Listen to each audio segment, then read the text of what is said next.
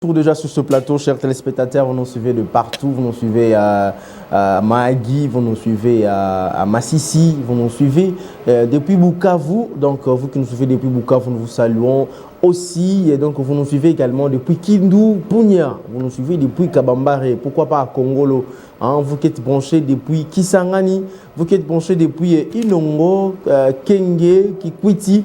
Alors, nous vous disons grand merci parce que vous êtes là. Et moi, je profite de cette occasion quand même pour dire un beau début des semaines à celui qu'on appelle le bâtonnier Koko Kayoudi Missamou, la personnalité des bienfaisances, une personnalité philanthropique, hein, les cerveaux penseurs de la République.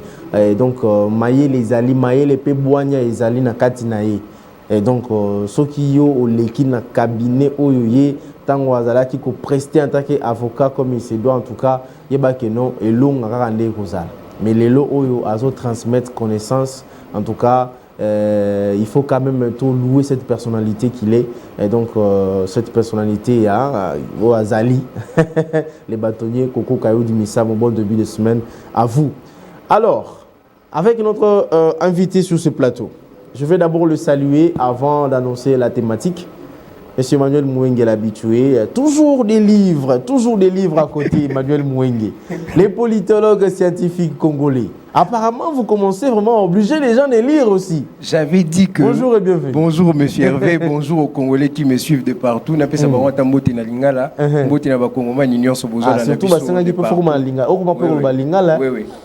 Na comprenez qu'il y a un mot parce que ma comme tozolo ba comment on a français mais compréhension générale et que nakamala musoko lobi langage oyo mboka mobimba ezoloba. Donc le poto ya mboka mobimba il faut que le bango. C'est ça. Donc je salue tout le monde comme je l'ai dit et les livres nous les abandonnerons jamais parce que entre les intérêts politiques, les mensonges des acteurs politiques ainsi que des autres acteurs au conflit, le peuple lui ne doit pas écoper d'une information qui est tendancieuse, mais d'une information vraie. C'est comme ça que j'invite les jeunes à toujours lire. Ce que j'ai dit, c'est le résultat des années de lecture, des années d'apprentissage, et il faut une jeunesse autodidacte pour éviter de se prendre dans les pièges de la rhétorique politicienne. Ça, ce n'est pas une bonne chose. Voilà, c'était juste le biscuit pour se saluer. Mais on va quand même commencer avec la toute première vidéo. Richard vous dit, ou Jonas Minga qui est là. On commence avec la première vidéo où le ministre Mouyaya était en échange avec les Congolais à l'étranger, c'est-à-dire c'était au Canada, à Ottawa. Et donc il était en échange avec... Mais il y a une question, une personne a posé une question. On suit et puis nous allons revenir maintenant pour commencer notre sujet.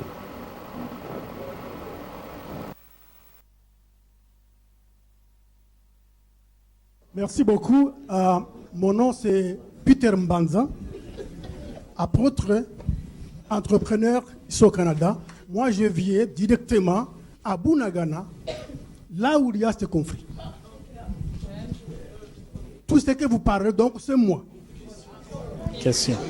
La question est celui-ci. Nous sommes 80 000 Hutus quittés Bunagana, Rutshuru, Goma, Massissi. Tous nous sommes des gens ici au Canada, aux États-Unis et Australie. Nos terres que nous avons abandonnées, ces gens-là viennent du Rwanda, ils peuplent encore d'autres personnes. Ça veut dire qu'il y aura un conflit encore entre ces Rwandais qui sont venus dans nos champs. Ministre, qu'est-ce que vous êtes en train de prévoir sur ce conflit qui viendra encore? Très bien. En tout cas, de tout ce qu'on vient d'entendre tout à l'heure, il y a la question d'identité congolaise. Et la responsabilité du gouvernement dans cette identité congolaise. Alors moi, j'aimerais savoir, déjà les frontières sont contrôlées par le Rwanda à l'est et l'Ouganda et autres. Et sur place, un Rwandais arrive aujourd'hui, il s'est fait appeler Banyamulenge, demain il a un passeport congolais. Ok?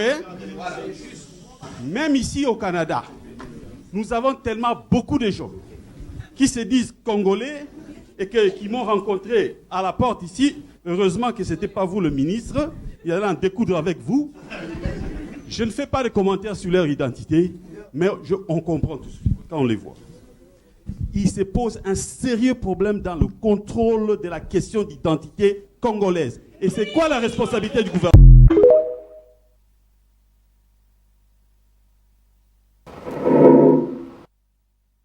Voilà.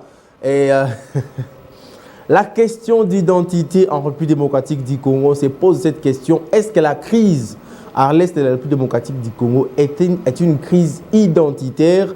Nous allons en parler, mais avant, Richard vous dit, mon invité avait prédit ici, sur ce plateau même, une fois. On suit cette petite vidéo de 1 minute et on commente ensemble. De la reconstruction de l'État, parce que le contexte économique de notre pays a changé. La plus grande négociation que nous avons loupée à partir de 60 était la table ronde économique. Or, cette table ronde économique, d'une certaine manière, va être récupérée après une série des accords d'échecs, notamment les accords d'Addis Abeba, les accords avec le CNDP en 2009 et consorts, va être récupérée par le nouveau système des accords de Washington. Donc, quand le cadre économique est géré, il faut gérer maintenant le cadre politique de l'État.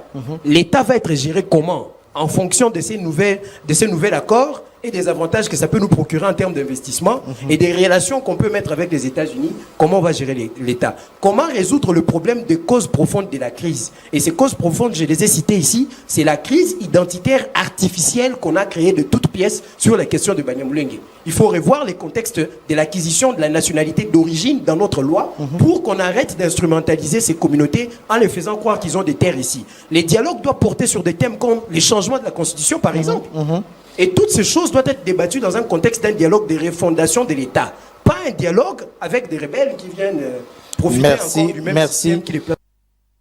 Voilà, vous pouvez maintenant nous afficher cette thématique-là. Nous parlons de la crise identitaire artificielle à l'est de la République démocratique du Congo. Je vous pose d'abord cette question parce qu'on a laissé juste à la première vidéo les gens qui ont posé des questions, mais après il y a eu la réponse du ministre Patrick Mouyaya. Mais on sent, donc quoi, on a senti, je ne sais pas comment utiliser ces termes, une sorte de retenus en répondant à ces questions de la part du porte-parole du gouvernement. On a senti un peu de retenus. Bon, il a même évoqué que non, c'est une question trop sensible. En donnant même l'exemple, bon, d'ailleurs, les chefs de l'État déjà avaient résolu cela en disant que non, les Banyamulenge sont des Congolais, sont nos frères. Mais pourquoi c'est là? Monsieur Hervé, merci parce que vous donnez tellement d'éléments dans votre question. Mais avant de répondre, j'aimerais que ceux qui me suivent maintenant braquent leurs yeux sur cette émission, cette tranche matinale, et puis spécialement quand je passe. Ok.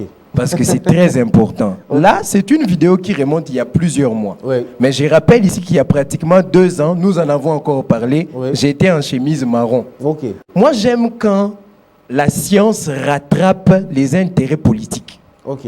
pour les rappeler à l'ordre. Parce que comment je parle de choses ici, c'est le résultat des textes, des ouvrages, c'est l'histoire de notre Congo. Et il y a même des solutions que j'ai données sur ces plateaux. Alors, tant que les politiciens vont ignorer la science et agir au nom des intérêts politiques, donc traiter le problème politiquement au lieu de les traiter rationnellement, ils vont se faire rattraper par la réalité en face, comme dans cette vidéo. Alors, Patrick Mouyaya revient sur les déclarations du chef de l'État. Le chef de l'État a utilisé les termes compatriote. Un compatriote peut être aussi un naturalisé. On n'est pas toujours compatriote d'origine. Pour preuve, le chef de l'État va encore s'exprimer en Belgique, je crois, ou avec la diaspora dans un pays étranger, pour dire que les communautés rwandophones sont un peu comme vous qui êtes installés ici en Europe. C'est lui qui devient allemand, par exemple, mais d'origine congolaise, et naturalisé allemand. Et par cette naturalisation, il a fait cette demande de manière personnelle. Alors, la nationalité ne peut pas s'acquérir de manière collective. Ça, c'est une stratégie où on traite le problème de manière politique, comme l'a fait Mobutu, et ça n'a rien résolu, et nous y voici aujourd'hui.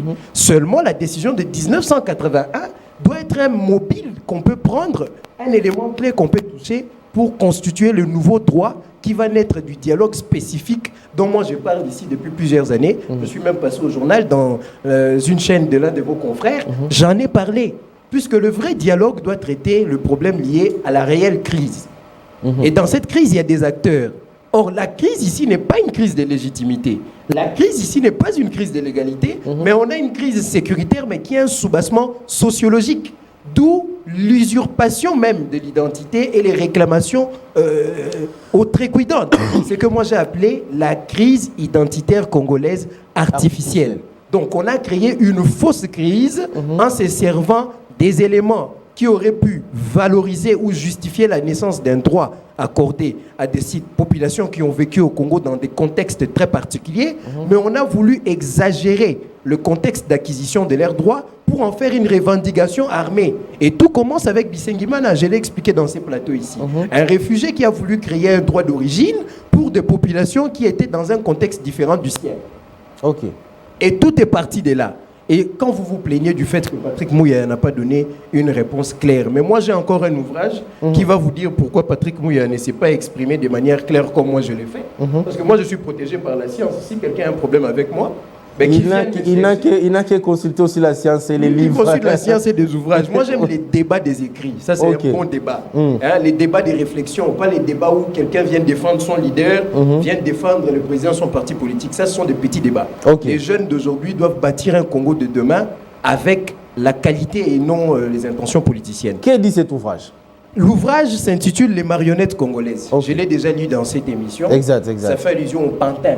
Pour vous expliquer comment est-ce qu'on a instrumentalisé non seulement le politique congolais pour servir les intérêts de la guerre faite au Congo, mais aussi comment le gouvernement lui-même a toujours été encastré, encarqué si je peux me le permettre, pour le terme carcan, a toujours été bloqué dans une sorte de politique qui voudrait qu'il traite la question de l'identité nationale comme une question à éviter pour comme ne pas une question sensible. Une question sensible, comme il est dit, pour ne pas s'attirer les foudres de l'Occident et de la communauté internationale qui a fait de la communauté Tutsi une communauté marginalisée éternellement dans l'optique de bénéficier des avantages. Moi, j'ai dit qu'on ne peut pas bâtir une nation lorsque vous profitez d'une victimisation exagérée. Vous devez vous affirmer et être fier de ce que vous êtes et vous battre pour une inclusivité, mais sans armes, de manière rationnelle. Et c'est comme ça que je rappelle encore le dialogue social et non ces foutus dialogues politiques d'intérêts partagés entre des différents camps. La réponse Voici la réponse claire. Dans l'ouvrage. Je parle ici au nom de Monseigneur Kataliko Emmanuel, qui avait le même prénom que moi, qui a été un ennemi de la Senko à l'époque, parce que lui touchait les causes profondes du problème. Voici ce que Monseigneur Kataliko dit sur le problème lié à la minorité ethnique instrumentalisée injustement par le Rwanda, que nous devons sauver par un dialogue pour les ouvrir les yeux. Voici ce qu'il dit. Monseigneur Kataliko relève, ça c'est l'ouvrage de Nikes Kibelebe le Oka. C'est lui qu'on néglige tout le temps ici. Vous parlez de Nana, mais pas de votre. Monseigneur Kataliko révèle le paradoxe de la culpabilisation à l'excès du peuple congolais. Face à la dictature d'une minorité ethnique du Rwanda, du Burundi et de l'Ouganda, cautionnée par la toute-puissance des États-Unis, le peuple congolais est contraint à se résigner pour devenir une matière inerte, sans pensée, sans opinion et sans action. Bref, il doit disparaître. Le paradoxe éhonté réside en ceci. Primo, lorsqu'il est agressé et se défend, il est accusé de génocidaire. Quand vous touchez la défense sur les intérêts nationaux. Segundo, lorsqu'il s'explique, il est traité d'irrationnel et d'irresponsable. Comme moi, quand j'ai dit que le problème vient de là, c'est un problème lié à l'instrumentalisation mono-ethnique d'une tribu d'origine rwandaise. Non, vous dites que vous êtes irrationnel. Tertio, lorsqu'il s'accroche à l'unité nationale et à l'intégrité du territoire, on l'accuse de s'attacher au dictateur Laurent Désiré Kabila. Bon, ça c'est pour ceux qui défendent la thèse de l'agression, on les accuse de défendre un régime. Tout ce qui se passe dans la communication liée à la guerre, pour ceux qui communiquent dans le vrai, ils subissent ce traitement. C'est comme ça que les politiques, eux, préfèrent éviter cette question pour essayer de gagner l'âme de la dite communauté Tutsi vivante au Congo, pour les faire comprendre que nous, on vous aime, ne suivez pas Kagame, alors que vous devez vous affirmer comme gouvernement. Ce n'est pas en cajolant ou en caressant que vous allez réussir à gagner l'âme d'une personne qui, déjà par nature, vit aux dépens d'une philosophie qui lui fait comprendre que la guerre est sa seule issue pour exister.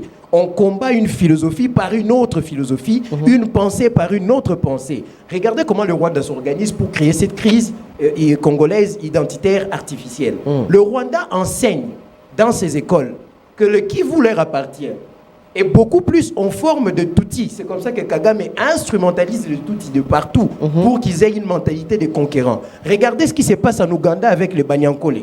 Regardez ce qui se passe au Burundi. Maintenant, moi, je me suis toujours posé une question, monsieur Hervé. Oui. Pour que cette philosophie naisse, a-t-elle vraiment pris corps avec Paul Kagame? C'est faux, parce que Kagame aussi est un disciple de cette philosophie. Ok. Je vous rappelle le propos de Julius Nyerere, qui était en Tanzanie.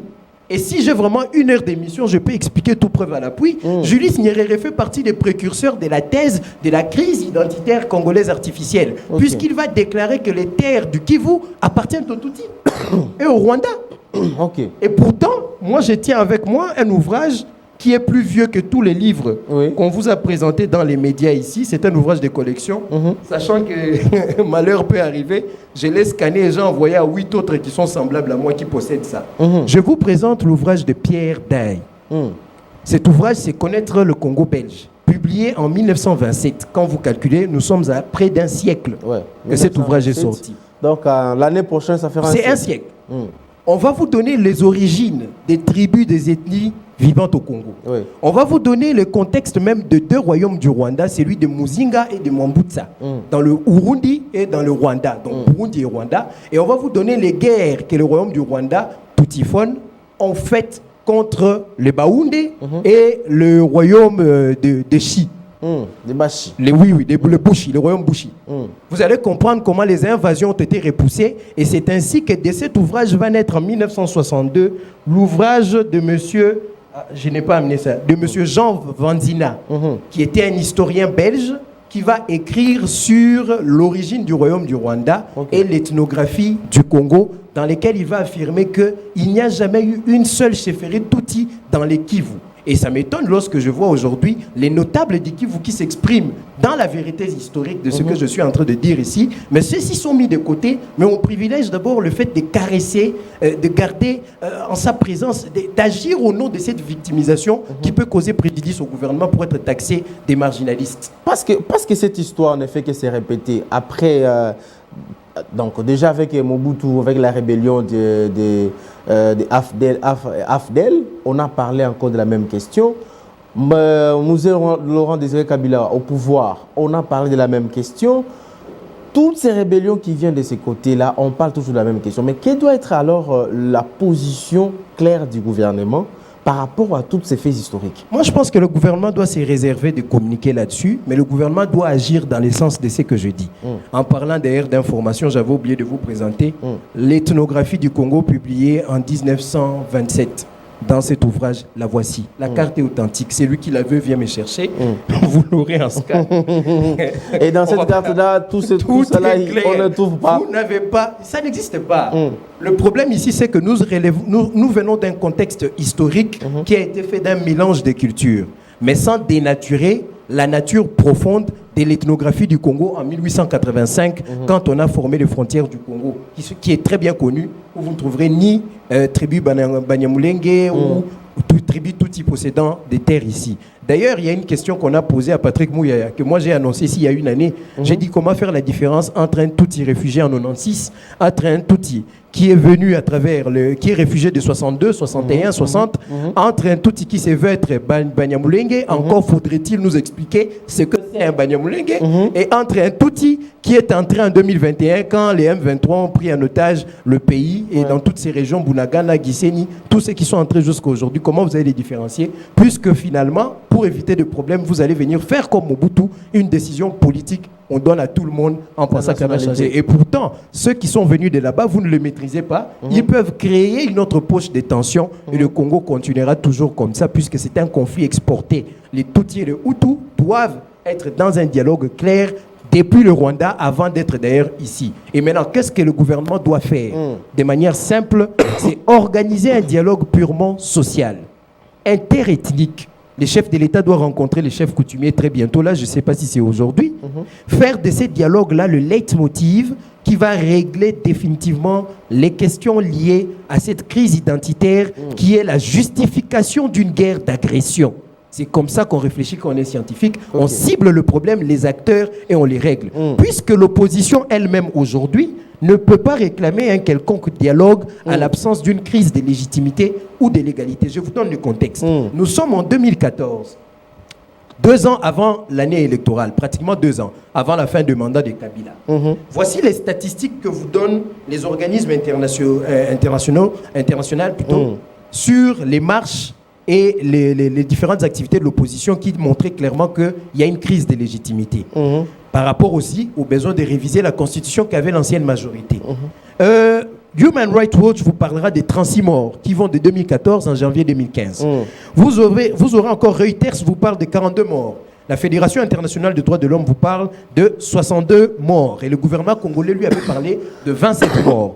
Nous sommes d'ailleurs dans un contexte où, au lieu de la révision constitutionnelle, on vous parle du changement catégorique de la Constitution qui pourrait d'ailleurs accorder encore des mandats à l'actuel chef d'État. Vous avez combien de morts?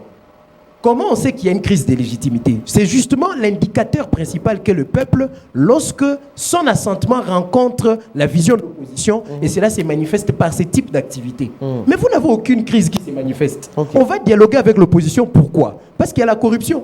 Parce que le détournement, il n'y a pas une gestion inhérente à ces faits-là.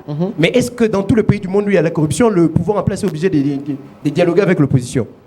Quelle est cette opposition qui va venir demander un dialogue et au nom de quel carnet? Quel carnet va? Puisqu'aujourd'hui, il y a une loi apportant statut de l'opposition en 2007 qui, dans son article 8, stipule que l'opposition propose une contre-proposition pour régler un problème dans la société. C'est-à-dire, quand vous constatez qu'il y a la corruption et les détournements, présentez-nous une contre-proposition pour régler le problème. Déjà, comment ils doivent présenter? Parce que déjà, ils ne sont pas organisés, ils n'ont pas les porte-paroles. Vous avez l'opposition El Katumbi et ainsi de suite. Ceux-ci n'ont jamais présenté une seule solution valable pour régler un problème, pour que le gouvernement s'en inspire et agisse sans les associer. Parce que c'est ça l'esprit de ces textes-là. Et maintenant, ils vont venir avec quel cahier des charges, quelle piste de solution à donner au dialogue. Pourquoi? Puisqu'ils sont dans la logique de la culture des dialogues à la congolaise, qui donne des postes. Et donc, c'est un raccourci pour avoir le pouvoir. C'est ainsi que l'opposition ne vit que pour le pouvoir. Il ne faut pas oublier que cette opposition d'aujourd'hui sera le pouvoir de demain. Et vice-versa, c'est la même classe politique, c'est le même type d'acteur. La solution est là, c'est un dialogue social et non un dialogue politique. Est-ce que vous pensez que les changements de la Constitution peuvent résoudre ces problèmes? Oui. Problème d'identité, peut aider. Problème d'identité, on ne sait pas qui est tout, qui est où tout. Parce que j'ai aussi compris dans la communication, il y a un monsieur qui avait posé aussi la question au ministre, qui dit, d'ailleurs, nous commettons parfois l'erreur lorsque nous appelons ceux qui sont rwandophones du Congo, de les appeler les Tutsis, normalement sont les Hutus. Normalement, il faut les appeler en principe, le monsieur n'a pas totalement tort, pas à 100%, parce qu'en 1933, il y aura l'ordonnance du gouverneur général, Tilkens, qui va consacrer, l'ordonnance de 1933, qui va consacrer les territoires des Bahutu. Comme territoire des populations congolaises, on a reconnu le Hutu. Ça, c'est après la MIB. Les Hutus sont bantous. Et je peux vous dire même qu'à partir des années 1927, il y avait 300 ans, il n'y avait pas encore eu l'invasion Tutsi hamitique. Là encore, je dois encore expliquer ça le jour où vous me laisserez le temps. Ils sont venus à travers quitter la vallée du Nil pour venir jusqu'à la rivière, à la vallée de la rivière Kagera. Et si vous suivez la rivière Kagera, elle traverse plusieurs pays, notamment le Rwanda, l'Ouganda, la Tanzanie, le Burundi. Et c'est grâce à cela que cette population hamitique va se répandre dans tous ces pays, et notamment avec Julius Nyerere, qui était l'un de leurs parrains. Alors, pour revenir à ce que vous étiez en train de dire, les changements de la Constitution peuvent résoudre le problème lorsque la loi sur l'acquisition de la nationalité sera beaucoup plus explicite. Pourquoi? Parce que quand vous prenez l'article 10 de la Constitution, on vous donne un contexte où vous avez l'appropriation du sol appartenant aux tribus qui constituaient ce qu'était le Congo avant 1960. On vous renvoie dans un contexte historique. C'est comme ça que moi j'ai parlé de l'adaptabilité des textes constitutionnels sur l'identité nationale au contexte historico-anthropologique de l'homme congolais. Je sais que ce sont des concepts qui peuvent paraître durs, mais les scientifiques qui me suivent me comprennent. L'histoire de l'homme congolais, son anthropologie, comment il a été découvert, son ethnographie au moment des colons, ça nous renvoie à la décision de 1981 prise par Mobutu pour annuler l'ordonnance de 1970, 71, 72. C'est des décisions prises de 70 à 72 sur l'acquisition de la nationalité d'origine de manière collective. Cette ordonnance de 81 va nous renvoyer aux fondamentaux de la Constitution de 1964 qui voulait que maintenant tous ceux qui s'estiment être Tutsi congolais viennent prouver au nom de l'identité d'origine que leur ethnie, leurs ancêtres se trouvaient là et constituaient les ethnies trouvées par les colons et qui ont constitué le Congo lors de 1885. Personne n'avait voulu de ça parce que c'est là que se trouve la vérité et c'est cette vérité que je raconte dans les ouvrages que je vous présente ici. Alors, ce qu'il faudrait faire maintenant, c'est reconnaître qu'il y a eu transplantation de population par la MIB. Ceux qui sont devenus congolais et leurs descendants sont éligibles à un contexte de nationalité, de naturalisation par exemple. Oui. Ça, on peut leur accorder par une décision spéciale que la loi peut prévoir. Si vous prenez encore ceux qui sont venus comme réfugiés, c'est là par contre, non, ils doivent demander cette nationalité-là. Okay. Ceux qui sont venus encore en 96, qui veulent être congolais, doivent demander. Mais au besoin, ils doivent rentrer chez eux. Moi, je ne reconnais que ceux qui sont venus par transplantation via la MIB, c'est peut-être qui étaient à Gisenyi lorsqu'on a cédé ces villes pour qu'elles retournent au Rwanda et qui ont choisi d'être congolais. Oui, et là aussi, on peut leur donner une nationalité par mais il faut que ça soit bien précisé dans la Constitution. Voilà pourquoi il faudrait identifier ces gens et créer un droit, mais ce droit va naître après les concertations et les dialogues communautaires avec la petite population pour qu'elle échappe à la manipulation du Rwanda. C'est ce que moi je propose, cette adaptabilité d'un nouveau droit. Pourquoi? Parce que aussi, quand vous prenez la loi qui est censée compléter la Constitution, là je viens de donner une disposition qui vous semble claire à comprendre, mais regardez là où ce même article 10 de la Constitution va encore être compliqué, c'est par la loi sortie par le Parlement de transition en 2004, complétant l'article 10 de la Constitution sur l'acquisition de la nationalité d'origine. L'article 6 de la loi de 2004, qui d'ailleurs pour moi est illégitime, parce qu'on ne peut pas avoir une constitution légitime qui s'est fait compléter par une loi sortie d'un parlement illégitime, qui n'était même pas issu des élections.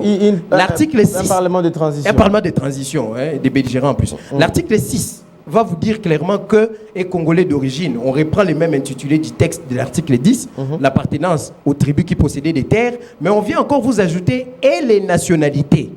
Mais comment vous pouvez donner le titre de Congolais d'origine à des gens qui appartiennent à des tribus, qui sont recensés comme tribus originaires, mais aussi à des nationalités étrangères?